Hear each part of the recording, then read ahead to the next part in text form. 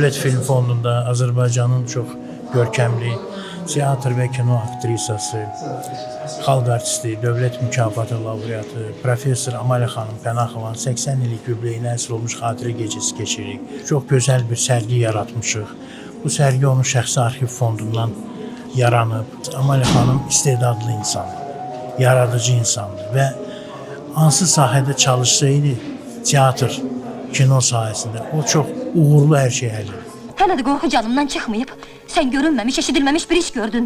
İki barışmaz düşməni yan-yana dəfn elədin. Əgər onlar, o izdiham sənə qəsd etsəydi. O zaman sən də məni dəfn eləyərdin. İnstitutun 2-ci kursunda olanda onu Azərbaycan Dövlət Dram Teatrına aktrisa kimi dəvət etdilər.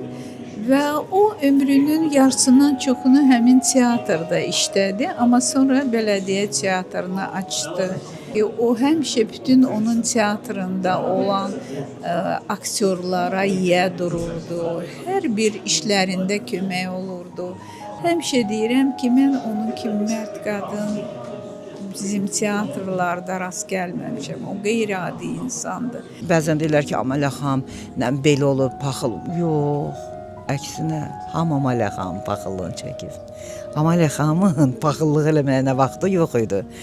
Nədir ki, onun buna ehtiyacı yox idi. Nə üçün hamı onun paxıllığını çəkirdi? Çünki həmişə səhnədə idi, gözəl rollar oynayırdı, tamaşaçılar onu istəyirdilər. Təxminə Zahur tamaşasında mən şahidəm buna. Millət bilirsiniz necə, biz öz yaxınlarımıza bilet tapa bilmirdik ki, gəlib bizə baxsınlar. Çox gözəl oynayırdı. Media tamaşası oynayırdı kiçik səhnədə. Bax, mən aktrisiyam da bir fakt. Mən 8 dəfə gedib o tamaşaya baxmışam. Bilirsiniz ona necə baxırdım, elə bilirdim ki, o dövrə düşmüşəm. Yəni, o qədər vurulmuşdum onun oyununa. Deyirəm, işinə qarşı çox tələbkar idi.